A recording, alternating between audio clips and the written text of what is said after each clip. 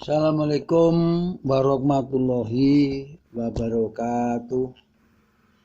Anak-anak yang berbahagia, pada kesempatan hari ini saya sebagai guru pembina mata pelajaran sejarah Indonesia yang ditugasi oleh sekolah untuk mengajar di kelas 11 IPA.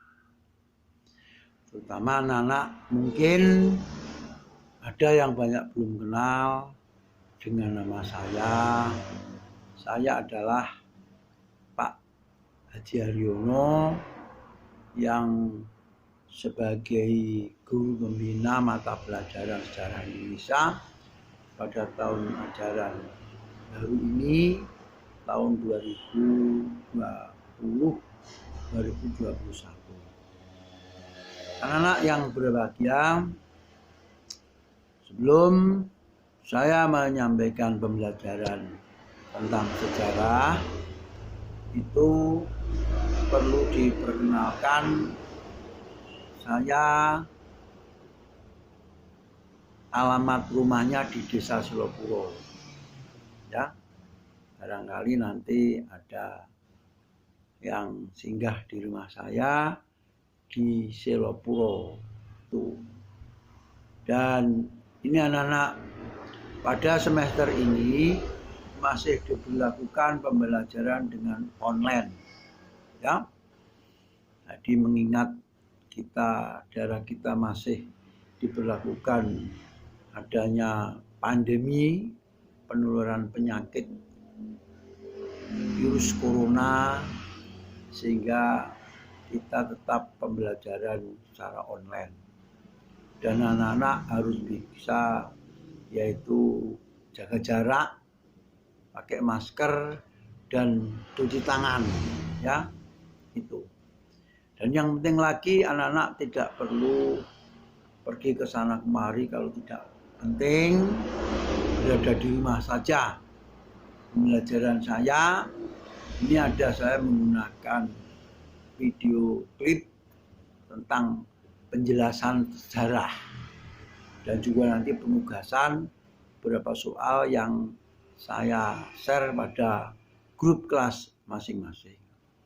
Anak-anak yang berbahagia, mudah-mudahan kita di zaman yang seperti ini tetap mendapat lindungan dari Allah Subhanahu wa Ta'ala, mendapatkan yaitu hidayah dan karunia, di mana kita tetap bisa sehat walafiat tanpa ada halangan satu apapun. Dan mudah-mudahan kalian semua tetap sehat, ya, jaga kesehatan dan jaga pola makan, dan jangan sampai terjadi istilahnya kamu sebagai korban adanya pandemi. Mudah-mudahan kamu masih muda, jangan banyak bergerak pergi ke sana kemari, jaga jarak dan pakai masker serta cuci tangan. Ya. Untuk mengawali pembelajaran ini sesuai dengan kurikulum sejarah Indonesia tahun 2016, penyempurnaan dari kurikulum 13, ada kompetensi dasar tentang kedatangan bangsa-bangsa Eropa ke Indonesia. Ini karena di latar belakangi Indonesia telah lama dikenal sebagai daerah penghasil rempah-rempah seperti lada, cengkeh, pala, merica dan sebagainya. Itu rempah-rempah itu digunakan untuk mengawetkan yaitu makanan, bumbu masak serta obat-obatan. Karena rempah-rempah tersebut mahal, maka hal tersebut mendorong para pedagang Asia Barat datang memonopoli perdagangan rempah-rempah. Namun dengan jatuhnya kota Konstantinopel pada tahun 1453 ke tangan tentara Turki Utsmani mengakibatkan pasokan rempah-rempah ke wilayah Eropa terputus. Hal ini dikarenakan karena diboikot oleh pihak Turki Pada Eropa, situasi ini mendorong orang-orang Eropa untuk menjelajahi jalur pelayaran ke wilayah yang banyak memiliki rempah-rempah, termasuk di kepulauan Indonesia ini. Yang pertama, latar belakang kedatangan bangsa Eropa. Orang-orang Eropa itu datang ke Indonesia yang pertama karena daya tarik Indonesia bagi bangsa Barat. Pada saat itu orang-orang Eropa membeli rempah-rempah dari Indonesia di kota dagang di sekitar Laut Tengah, terutama di kota Konstantinopel pada tahun 1453. Kota Konstantinopel dikuasai oleh kerajaan Turki, kemudian melarang bangsa-bangsa Eropa untuk berdagang di Konstantinopel. Kalau toh membeli rempah-rempah dengan harga yang mahal sekali. Jatuhnya kota Konstantinopel oleh Turki akibat perang salib yang menyebabkan putusnya hubungan perdagangan Eropa dengan Asia Barat yang berakibat menjadi kelangkaan. Kelangkaan ini yang mendorong orang-orang Eropa untuk mencari jalur pelayaran ke Indonesia. Yang kedua adalah adanya motivasi gold, pel, dan glory. Latar belakang kedatangan orang Eropa ke dunia timur didasarkan yaitu adanya untuk mencari kekayaan, ya, mencari daerah jajahan baru serta pengembangan agama Nasrani. Tidak banyak revolusi industri. Revolusi industri adalah perubahan cara dalam menghasilkan barang yang semula menggunakan tenaga, ya, kemudian diganti oleh tenaga mesin. Bangsa Eropa sudah memiliki kapal uap yang mendorong untuk melakukan pelayaran. Kedatangan bangsa-bangsa Eropa ke Indonesia itu pertama adalah kedatangan bangsa Portugis. Portugis adalah bangsa yang pertama mencari rempah-rempah di Nusantara. Pelaut-pelaut Portugis di bawah pimpinan Bartolomeu Dias mengadakan perjalanan ke wilayah timur, tetapi ia hanya sampai di Afrika Selatan atau yang dikenal dengan Tanjung Harapan. Di bawah pimpinan Vasco da Gama, Portugis berhasil mendarat di Kalkuta, India.